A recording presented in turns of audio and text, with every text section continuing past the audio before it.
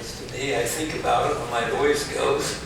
A number of years ago, we had a dear family that came here. And then they decided they were going to move on. And the man of the family told one of his friends who attended Indian Hills, I just could not go and listen to Gil's voice one more Sunday. So if I remembered who that person was, I'd tell them to call them and tell them they come back. Come back. There's a new voice. We're going to Ecclesiastes, chapter 12. And Lord willing, we will finish the book of Ecclesiastes next Sunday. Coming to the close of this very practical letter of wisdom and living life in this world, which has its ups and downs, its good days and its bad days. And God's intention is we are to learn with the wisdom He gives how to navigate through all kinds of days and get the most out of every day, so that our lives fulfill His purpose for us as we walk this earth. Really, chapter 11, verse 1, down through chapter 12, verse 8, form a unit, really, and bring together, in a concluding way, Solomon's instructions that are given through the book. We've looked through chapter 11, and you'll note those instructions in the first 6 verses reminded us that the repeated expression used 4 times in those 6 verses, you do not know, reminding us as we walk this earth of our limitations. Only God knows the future. He has planned the future. But we do not know. We do not know for sure what is coming. So wisdom involves wise planning. That will help us avoid some of the pitfalls. He talked about those in chapter 10 of this instruction. Now he reminds them, make wise decisions. In other words, don't put all your eggs in one basket, as we would say. We don't have control over the weather, and so on. So make decisions, taking into account that there could be some difficult or bad days ahead.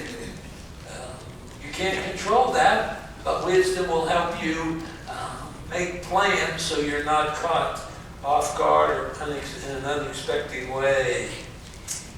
You're reminded that God is sovereign in all this. He's the one who's in control. He used in verse 5 the example of the blowing of the wind and of a child formed in the womb and the bones forming.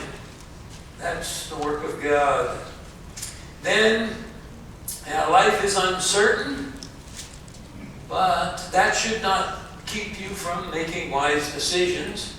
And he moves on to put the two together in verse 8. If a man should live many years, let him rejoice in them all. God's intention, as we've seen through this letter, constantly reminded, He intends us to enjoy life. God created Adam and Eve, put them on the earth He had created, in the beautiful garden He had made, with the intention they live their lives enjoying God and His creation. Now sin came into the picture. That has brought bad days and unpleasant experiences. So he said, if a man should live many years, let him rejoice in them all. Make every day count, as we've seen through Ecclesiastes. But remember, and that word remember we're going to see as we start chapter 12. It's used in the Hebrew Old Testament. It doesn't mean just reminisce, but it means call to mind with the intent of acting on what you know. You've learned from your experiences, as Solomon talked about through this letter. As he put things to the test, as he tried things, he learned and developed wisdom. So remember that there will be dark days, and they will be many. Even as God's people, we enjoy good times, we enjoy bad times. Sin has brought the negative in, as we would say it. the pain, the suffering, the unpleasantness. But it hasn't wiped out all the joy that God intended for us when He created us. So you have to keep your eyes open as you navigate this life. Enjoy life, but remember there will be dark days, and there will be many. And that's where we're going in chapter 12. He's going to bring us to the events that often precede death, old age, and the dark days that can come with the declining years that culminate in our death. But remember, at the end of verse 8, everything to come is futility. It is brevity. It is a breath. The good days, the bad days. So don't miss the joy of enjoying the days, because they will be brief. And when you're going through the dark days, don't despair. They too will be brief. Because it's a characteristic of this life that everything associated with it, including life itself, is but a breath. We would say it in more current language, here today, gone tomorrow. The passing of life. And that's where he's going to take us as we come into chapter 12. He picks up in chapter 11, verse 9, with what will lead into chapter 12 directly. And when he says, rejoice, young man, during your childhood. Let your heart be pleasant during your days. Follow the impulses of your heart, the desires of your eyes. Yet know God will bring you into judgment for all these things. Enjoy life. Start young. Remember, you start a life of wisdom when you come to recognize God, who He is, and your need for Him as your God. His salvation, the beginning of wisdom, of knowledge, is the fear of the Lord. Proverbs chapter 1, Proverbs chapter 2. You begin by establishing a right relationship with the Lord. And then you move on in building your life. And the sooner you start, the better. Now, some of you did not come to know Christ till later in life. And you pick up and you walk with the Lord there. And that's part of His plan for you.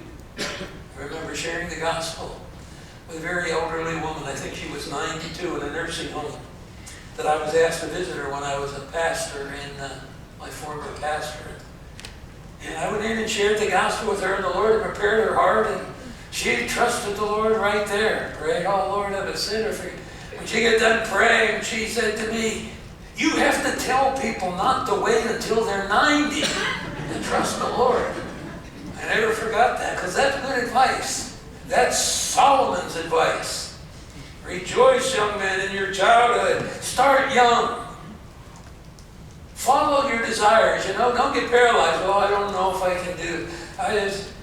This is an interest and desire you have. Now, it's not a hedonistic or a selfish pursuit. Because remember, God will bring you into judgment for all these things. So it's a life lived with His wisdom. Don't be afraid to move on and take advantage of the day, because every day that goes by is a day that won't come back. So remove grief and anger from your heart, put away pain from your body. Don't dwell on these things. So yesterday was a bad day. Yesterday was a day. Let it go. You ruin today and miss the joy of today because you're stuck in yesterday or last week. And some people have a lifetime of the past they're stuck in. And the reminder, why? Because youth is brief. Childhood and the prime of life are but a breath. Same word is translated futility at the end of verse 8, remember. So we start chapter 12, and what will he do? He'll pick up, remember. Remember also your Creator in the days of your youth. So you see how he's picked up what he was talking about in verses 9 and 10 specifically. The days of youth. Being a young person, a young adult, and those years of life where you have the greatest energy, and so on. Don't waste them. Use them wisely. And interesting, rejoice in them. But remember your Creator. Let me pick up 3 key words here. We noted the 3 key expressions in the first 6 verses of chapter 11. You do not know. Now in verses 1 to 6 of chapter 12, 3 times he will use the word before. Remember your Creator in the days of your youth before the evil days come. Verse 2, before the sun and the light and so on are darkened. Down in verse 6, remember him before the silver cord is broken and so on. Don't wait until trouble, difficulty, and then walk with wisdom, and you'll be prepared for those days. Establish a life patterned after walking with the Lord. And that's where he picks up with chapter 12, verse 1. I have to say one more thing that I think is interesting with Solomon. In Hebrew, the first 7 verses are all one long sentence. And one commentator noted, if you read this one long sentence encompassing verses 1 to 7, if you read it aloud, you would be out of breath by the end. That's just like Solomon. Because what's his next statement in verse 8? Breath of breaths, all is a breath. So even as you read this overview of life from youth to old age and death, if you read it out loud, you realize you're out of breath and you're out of life. That's what life is like. It is a passing breath.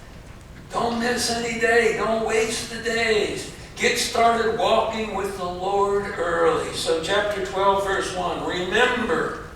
There's that word I talked about that was up in verse 8 of chapter 11. In Hebrew, that meant you bring it to mind so you can act upon it. And you've been learning and you just call these things to mind and you remember your Creator in the days of your youth. Your Creator takes it back to Genesis 1 and 2. Remember, these are Jews that Solomon is writing to. I don't know, some evangelical commentators said that he uses the word Creator here because he's not writing to Jews, or he would have used the word Yahweh, which is the covenant name of God with Israel. So that he's just writing to people generally. That's not true of any of the Old Testament. These are the oracles of God given to the Jews. It's one of the special, unique blessings they have. He's telling these Jews that would take them back to Genesis, the opening chapters in their Bible, chapters 1 and 2 as we have it. Remember your Creator in the days of your youth. You want to start out early with your focus on God. Remember, the beginning of knowledge and wisdom is the fear of the Lord. He's the Creator. He made you. He knows you. We have that song, He knows my name. He knows everything about you. He's the one who created you. He's the one to be honored and obeyed. And He's the one who can direct your life exactly as it should be. So you make your decisions and you act in light of He is my Creator. He's my God. Remember, the Creator created Adam and Eve to walk with Him in the garden in the cool of the evening. So we're going back there now for the spiritual relationship you must have.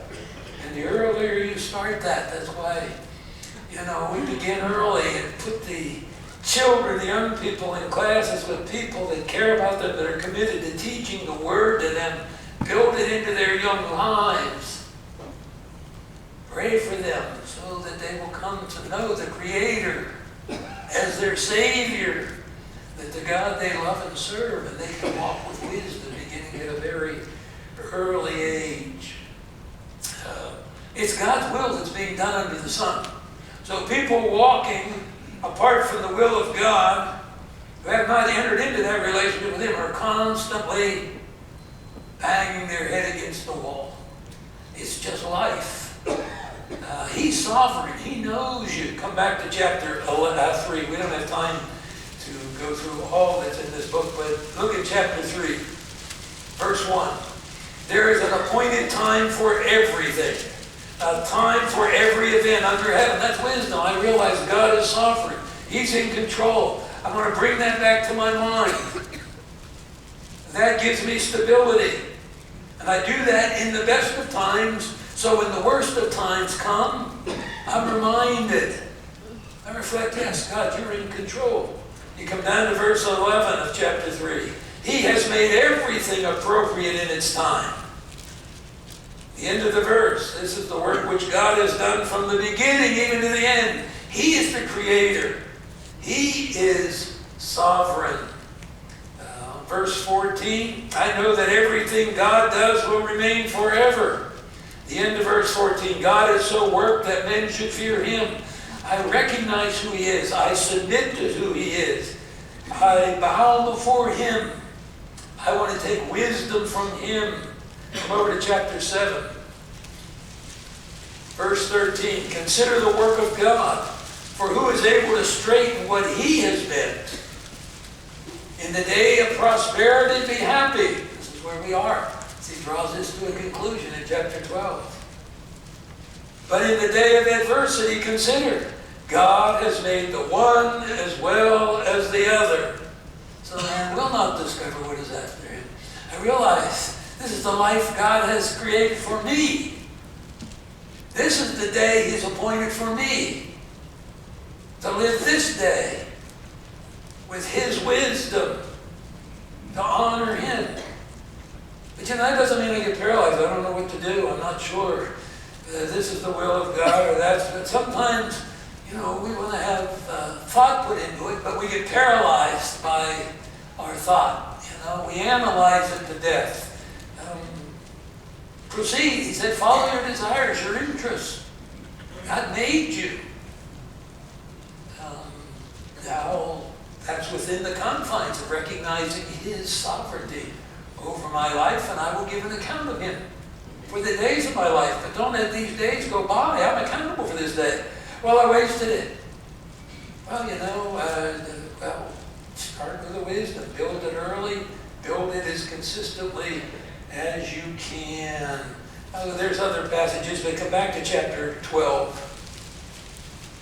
You get to the closing part of a book of instruction like this, there are many things you could go back and review because he is building on some of those things again and again. Remember your Creator in the days of your youth, before the evil days come, and the years draw near when you will say, I have no delight in them. With the passing of the days of your life, and you move on from youth, and pretty soon the older years come, and they can be more difficult. And things can happen along the way that bring added difficulty. There'll be many of those kind of difficult, dark days. But you know, they tend to pile up as you get toward the end of your life. And that's where he's taking us. So you begin to walk with your Creator, and in submission and obedience to him, with that wisdom, day by day, and the earlier the better. That's what we want to do with our children, right? Even as we train them, we want them to learn early and avoid some of the pitfalls and be prepared to handle some of the pressures of life. Here, remember, before the evil days come, the years draw near when you will say, I have no delight in them. There'll come times as the physical problems pile up toward the end of our life. We get to the point, you know, it's hard to appreciate these days. There are days like verse 2, which is saying the same thing. Before, there's our word before again. You know, sometimes we wait until we're in trouble and dark days are here, and then we want to try to figure out what to do. You know, wisdom is you develop the pattern of life in walking in fellowship with the Lord and sensitivity to His will using His wisdom, that you move into those dark days, and that doesn't mean they're not dark days. I want to say something as we move into this. God intends us, even as His people, as we walk this earth, to feel the weight of the consequences of sin and the seriousness of sin. So we experience that in our everyday life, even as the unbeliever does. And that includes our physical death. We'll get to talk about that. Sometimes we as believers think, well, we ought to memorize. They're real. God intends us to recognize that. Remember, he wrote through Paul in Romans 8, our body groans. In this physical body we groan. And the whole creation groans. So Paul was a groaner. Believers are groaners. The whole creation groans. Why? The curse of sin has not been lifted. Now the penalty for us has been lifted. The power has been broken. These things, we're going to minimize it, but the fact is, God still has us here. And He's instructing us. It is His intention. We're going to experience death if Jesus Christ does not come. I have no friendship with death. Death to this day is an enemy, not a friend. Why? By one man sin came into the world, and death by sin. I have no friendship with sin. Why would I have friendship with death? Without sin there'd be no death. Sometimes Christians get the idea we ought to, we shouldn't feel sad. Death is an enemy. Even when one who loves the Lord, who's gotten close to, dies, I wish it didn't happen.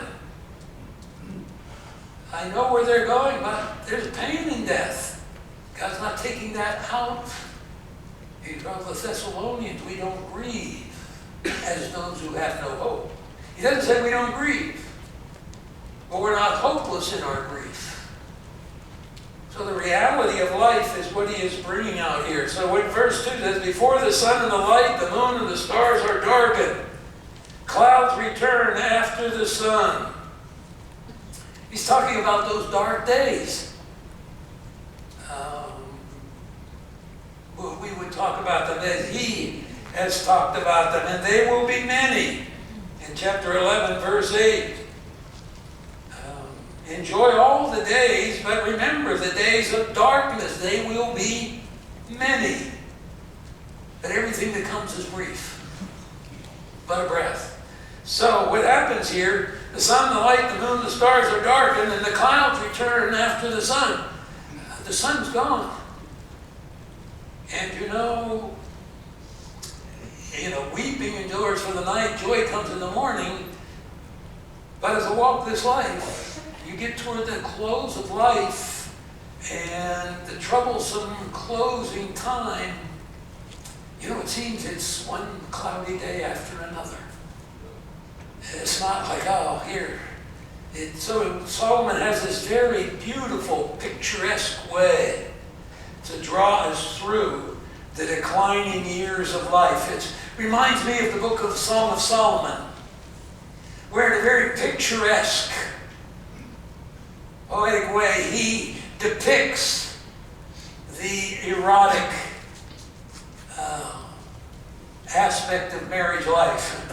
My last art class, I said the erratic aspect of marriage life, but I mean erotic. The sensual, sexual time. And he does it in such a picturesque, beautiful way. That's what he does here with death. He takes and he pictures it as almost like an old house and things associated with it falling down. You ride through the country and you'll see the old house and the color of the way it's dilapidated, the roof's falling in and down. You say, well, that was probably quite a place in its day. That's sort of the picture you're going to get. You're going to leave youth now. And it helps remind us it's passing, it's a breath. Take advantage of every day before the dark days come. And what are they like? And so he begins that picture. In the day when the watchmen of the house tremble, and the mighty men stoop. And each of these have something to say. The watchmen of the house tremble. I think he's talking here about our arms and our hands. They're the watchmen of the house, and they're the sense that you do everything with. You go to work, you use your hands. Even if you just type all day, they would plan. Then you make food with them, and you bring the food to your mouth. They're like the watchmen. They're what you are out front, so to speak. That's the picture. What happens? The watchmen of the house tremble. I've gathered a number of old books from 1800s, so on. I like to just delve into reading some of them, and I like it when they've been written in the front. People write their name, and you can tell. You know, some of them are with that pen and ink they would use, and it's very flowing. You can tell that's a person somewhat in the prime of life who wrote there. And some of them is very shaky, and you say, that person must have been quite old. And it is today. And you know, often we get the shakes as we get older. It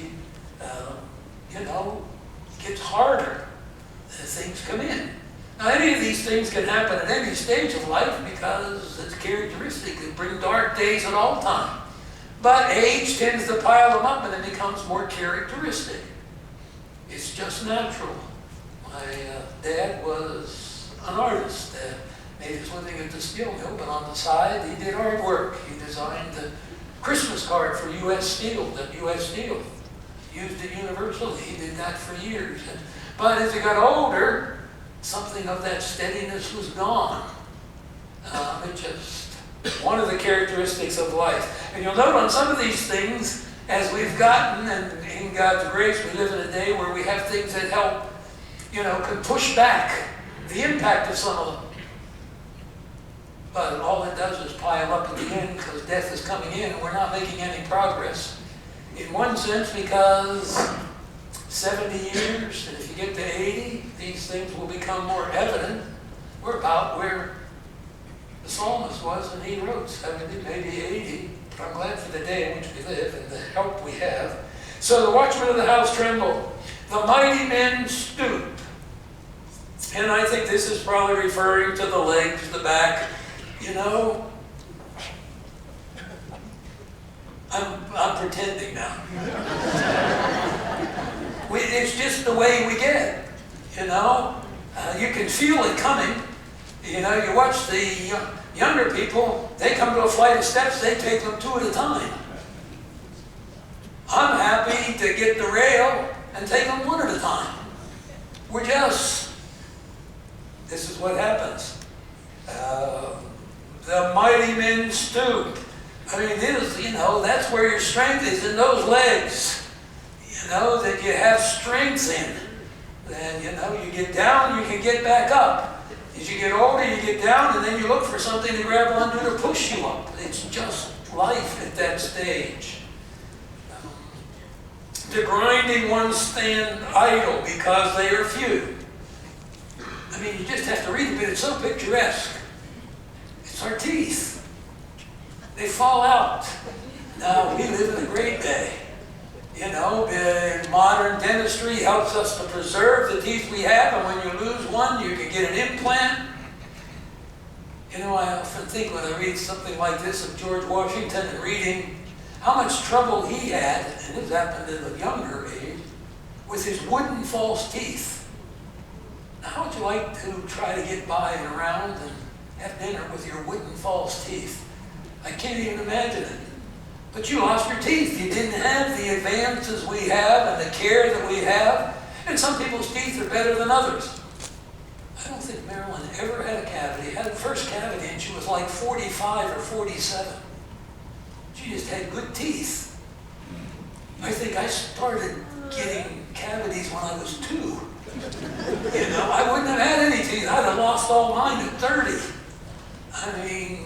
I'm glad for modern dentistry. And, you get a lot of benefits. Now we have things that deaden it. When I was in grade school, I had to walk myself to the dentist. And my mother would say, now you can tell him that if it's going to be very bad, he can give you Novocaine. Other than that, no. because they couldn't afford to pay for it regularly. So you go there and it's terrible. Now you go to the dentist, flop back in a comfortable chair. You feel anything? Not a thing. Well, I'm done. Oh, that was great. Old days, they lost their teeth. So we live in a day, some of these things are retarded. All that means is you'll die with better teeth. You ever go to a coffin and somebody's got a big smile on their face? All right, they're right, you want to stand idle because they're few. You just don't have enough teeth. All right. Those who look through the windows grow dim. There's the windows. Our eyes. What happens with age? And again, we live in a great day. You can thank the Lord for it. You can have cataract surgery. You know, in Solomon's day, they didn't have cataract surgery. You know what happened? You just progressively lost your sight. Remember Eli sitting on the stoop? His eyes were set. He was elderly. You know, what do? You just lost your sight. And other eye afflictions that, of one kind and another, that now we can. So again, some of it can't. People can still lose their sight. They're still, but by and large, it's nothing like would have been. But it is a characteristic of getting old. Aren't you glad you came? Something to look forward to. The doors on the street are shut as the sound of the grinding mill is low. And this verse just shows something of Solomon's ability and insight and put things together. The doors on the street are shut. The sound of the grinding mill is low. You don't hear what's going on. It's our ears. You know, you don't hear like you used to hear.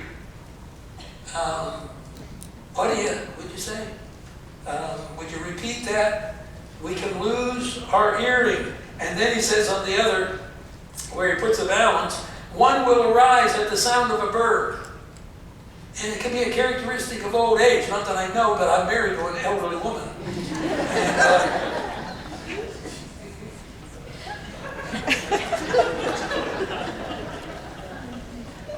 you don't hear well. And she's got good hearing. I'm the one with bad hearing. But you know, little sounds wake you up. You know, you can't make sense of a conversation, but you try to sleep and the littlest thing seems to wake you up. And it goes together with old age, and the way Solomon puts that in there, that you can't hear what's going on outside, but a little sound wakes you up and you'd like just to be able to sleep through the night. And all the daughters of song will sing softly. Again, you just can't make it out like you did.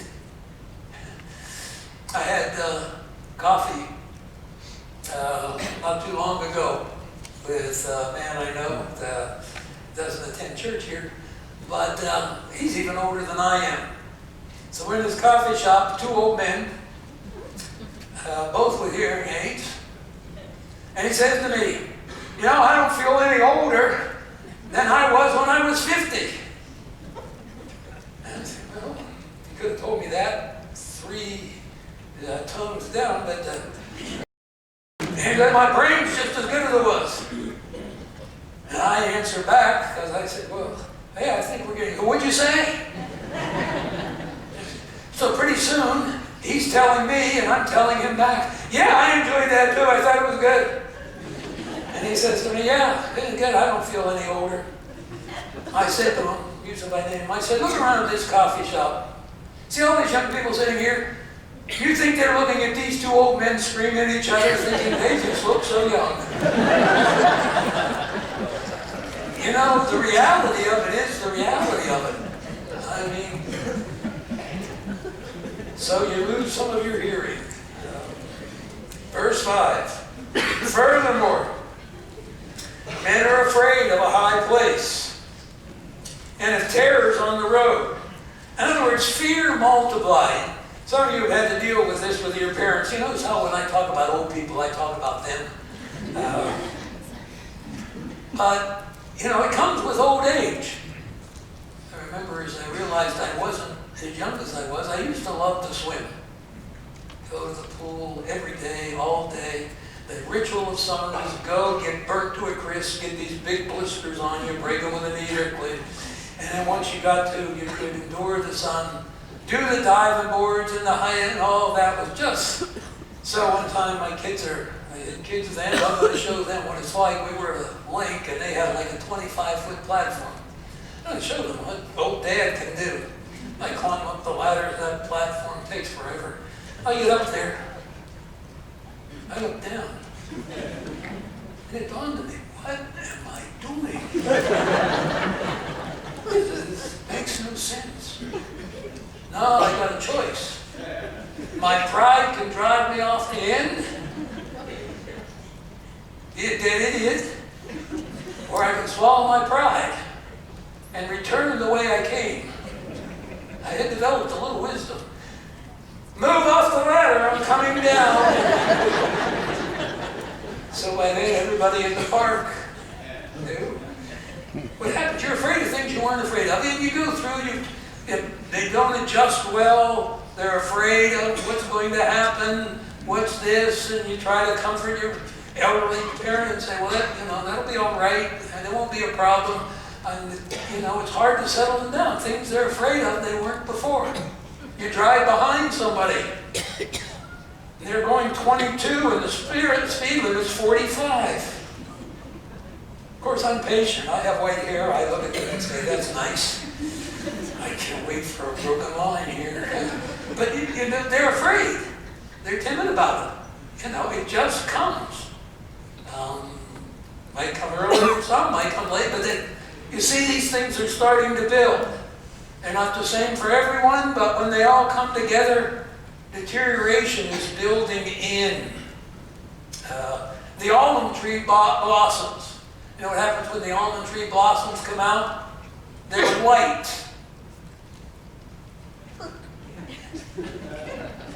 There's a picture of the almond tree blossoming. Look around, you have white hair. Just comes with the passing of age. The grasshopper drags itself along.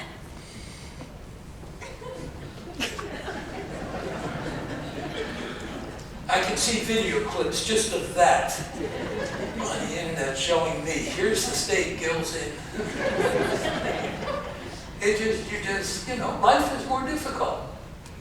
The things aren't easy. You're more careful. Some old people even fall down steps.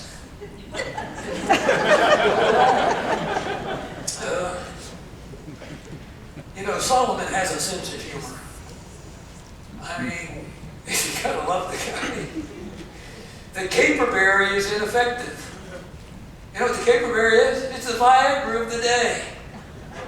It was a sexual stimulant. But they had gotten to the age it won't work. And I'm sitting at my desk laughing. Solomon's got 1,000 women in his harem. Wait. The caperberry doesn't work. It's over. So the next statement, man goes to his eternal home. I just love he saved that till the end. Man goes to his eternal home. The mourners walk the street. See what happens? These things build up. So what has he done? He's talked about taking advantage of every stage of life. But the further along we get in life, the penalty for sin is death. We still live under that physical penalty. And these problems of life that we experience along the way, those many dark days, begin to pile up. And they become more difficult to deal with. It's harder. You don't recover as well or as quickly. A young person's running by full speed, they fall down, they roll a couple times, they get up and keep going. When you get older, you're walking slow and you fall down, and it can be a serious thing. It's just things have built up, and the body's dying. And God intends us to feel the weight of the consequences of sin. So He doesn't take that away when you become a believer. Not that I bear it in the wrong sense, but thank you, Lord, for your grace that has rescued me. Um, the relief that'll come from this body of death. It's a dying body. We're just at different stages along the way. But that's not a cause of despair, because God put us here for a purpose. Sometimes they think, oh boy, I can't wait till this life's over and go. Understand, this is God's purpose for each one of us here today. And if we don't do with today what He intends, we will someday stand before Him to give an account. Man goes to his eternal home. Now remember what Solomon has been talking about. He's been talking about life under the sun. I don't think he's talking about heaven or those future things.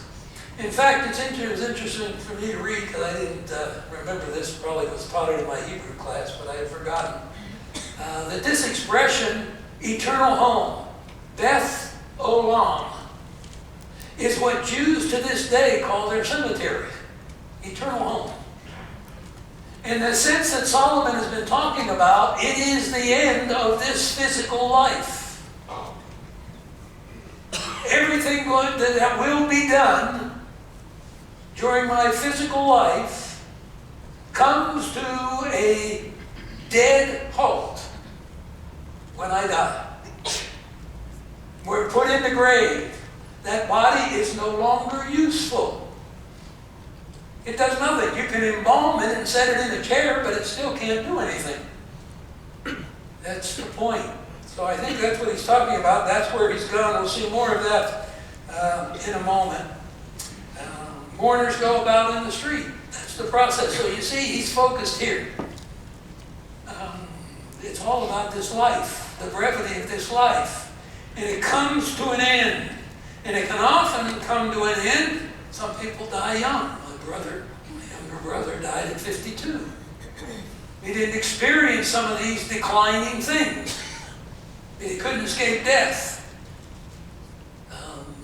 You can live to be much older, and some people seem to do well into advancing years.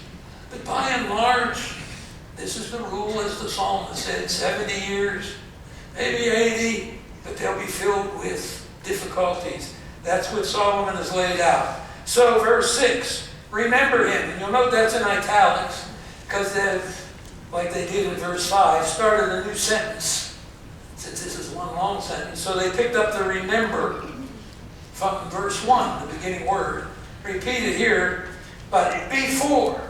So this is where he calls us back. He walked you through old age. Now, the best preparation for that is walking wisely in the early days. Walking with wisdom each day till you get there. Do that before all options are gone. Because we're at death now. Death has occurred at the end of verse 5. Man goes to his eternal home, the grave, as far as the physical body is concerned, and its activity on this earth under the sun. I know resurrection's there, but Solomon's not talking about any of that. It's about this life on earth under the sun. Remember him before the silver cord is broken, the golden bowl is crushed, the pitcher by the well is shattered, the wheel of the cistern is crushed. What he uses of each of these things, again, are the things that might be around and associated with a home. And each of them, when they're broken or crushed, they're no longer of use. Each of these four images, I think, picture the body in its death. It's a reminder what? No matter who you are, what you do, take advantage of the days that you have. Because when death comes, your part is over. You will accomplish nothing else. One writer put it picturesquely, you will have taken your last walk, you will have eaten your last dinner, you will have given your last kiss. It's over. All they can do is mourn and weep, those who are left, but they can't bring you back. And as time goes by, as we've seen in Ecclesiastes, they have to get on with their life. because you're not coming back. And in some sense, sometimes bringing to the end, life to an end, it's a relief. You see an elderly parent suffering and, their body's decrepit, their mind is not functioning, and they know the Lord, and you're just anxious for them to go through. But it's still painful to have them go. Now, if they could stay and be in full health, I'd rather have them here. So you see, death is just because the impact of sin has come to the point death is the only real alternative. So that's the picture of those four things. They're all four items useful and valuable in life, but when they're ruined, their usefulness is gone. When they put your body in the grave, your usefulness is gone. Everything you're going to do and accomplish in this life is over. Then the dust will return to the earth as it was, and the spirit will return to God who gave it. You see the beauty of how Solomon has laid this out? He started out in verse 1. Remember your Creator. Where does that take you back? Genesis 1 and 2. God took the dust of the earth at the beginning of Genesis 2, and He made it into a man. Then out of the side part of the man, He made a woman. And then because of sin, chapter 3, God pronounced judgment. You were made from the dust. You will return to the dust. So that's what He says, from the dust. And then the dust will return to the earth. Remember your Creator. You go back to those early days. They are reflecting on them. Remind us life is short. It's going to end in death. I know the possibility of the Lord's return, but for the most part, up till this day, death is the reality. You'll return to dust. The spirit will return to God who gave it. Now, initial reading this might think, well, the spirit, that probably means we're going to heaven. But I think in the context of what Solomon is talking about, he's talking about your life. The Creator who breathed life in you now takes that life back. Because remember, Solomon has only been concerned with life under the sun. Life on the earth. When your life is removed, you're dead. So I think he's talking about the word spirit here, ruah. Can sometimes mean breath. You may have that in your margin. The word for spirit is different than the word hebel. That means breath. But it sometimes means spirit, and that's a good translation. But I think he's talking about the life that animates the body. Come back to chapter 3 of Ecclesiastes. Chapter 3 of Ecclesiastes. And look at verse 18. I said to myself concerning the sons of men, God has surely tested them in order for them to see they are but beasts. Man, and as we talked about that, we did this, is different than the animals. But there is a way in which we are alike. For the one fate of the sons of men and the fate of beasts is the same. As one dies, so does the other. They all have the same breath. That's what he's talking about there. Same, very in the sense of life. There's no advantage of a man over a beast. All is a breath. And then he uses that word hebel.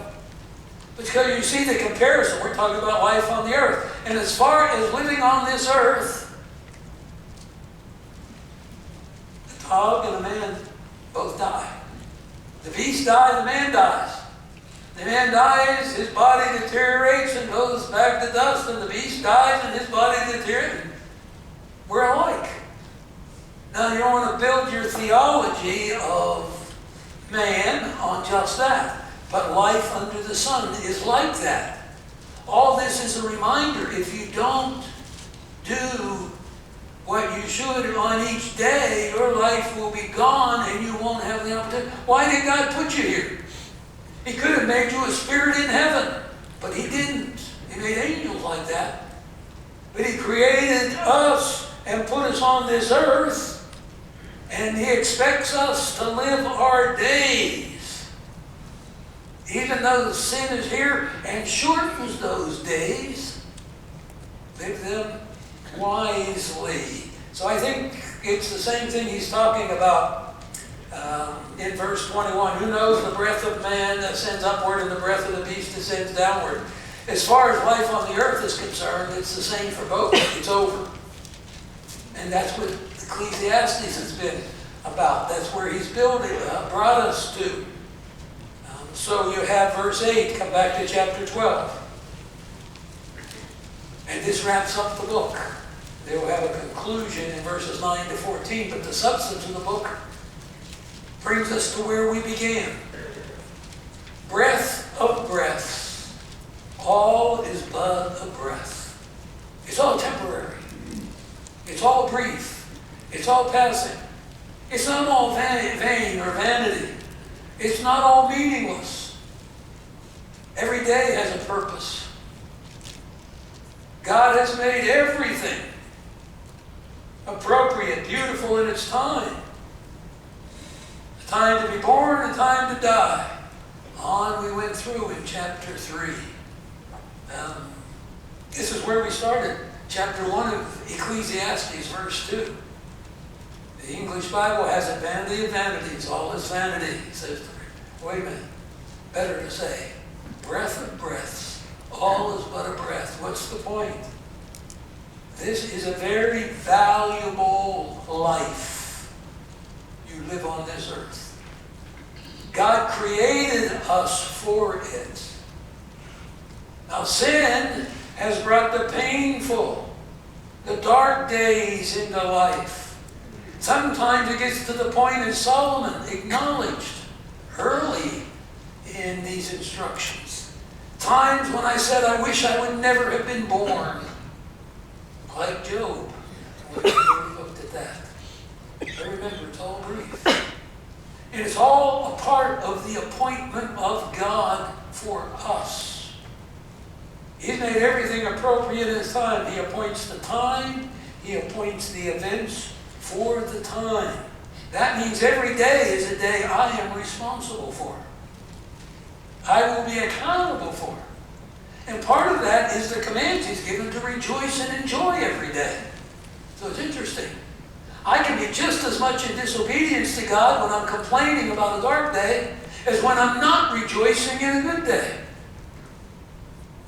I'm living this life out under His sovereign control. He created me. He created me to enjoy life. Remember, He created life. He created it to be enjoyed. And the enjoyment is found first in a relationship with Him. Something of that enjoyment was broken for Adam and Eve when they sinned. They no longer looked forward to walking with God in the cool of the evening, but they run and hide from Him. But what a merciful, gracious God He is. He's not only taken all the joy out of living life, He tells us to enjoy it. But live wisely. This is a creation under the curse of sin. And you are still living under that curse, even as a believer. But you can walk in fellowship with Him and navigate and maneuver that life with wisdom. Question comes, do you fear the Lord? And to talk about this, there's practical advice here that would be good for anyone, but the reality of living a life of wisdom begins with a relationship with the Lord. It doesn't have anything to do with you were just raised in this church. If you've had Christian parents, if you try to do good, have you ever entered into a relationship with the living God, the Creator of all? That happens through faith in the provision He made in Jesus Christ. God so loved the world that He gave His only begotten Son, in order that whosoever believes in Him would not perish, but have everlasting life. He'll overcome the power of death with life. Right now, When you've come to trust in Christ and entered into that relationship with God, you walk with Him under His care. You have His wisdom provided for you. And you navigate life and you experience many of the same things the unbeliever does. You get sick. You have pain of a variety of kinds. Dark days come. But you understand and you live. Lord, I know it's a brief time. And you'll bring me through. Days of joy come, and Lord, I want to enjoy them to the fullest. But I want to remember these will be brief, and that's a good reason to enjoy them. Thank you, Lord, for everything you do, everything you've prepared for me for every day. May we with wisdom make every day count. Let's pray together. Thank you, Lord, for the riches of your word. You are a God of great grace, great love and mercy, and you are the God of wisdom. Your wisdom comes from you. The beginning of wisdom and knowledge for us is when we begin to fear you, bow before you, claim you as our God, claim your salvation by faith as a provision for ourselves. Lord, what a blessing it is to enter in to a relationship with you and begin to walk with wisdom through this difficult life. But Lord, a life that you provided much joy in. May we enjoy every day that you've provided. May we navigate through the days of darkness, never forgetting this life is just a breath, nothing but a breath. It's temporary, but it's valuable. It's of great importance. We give you praise in Christ's name. Amen. Thank you.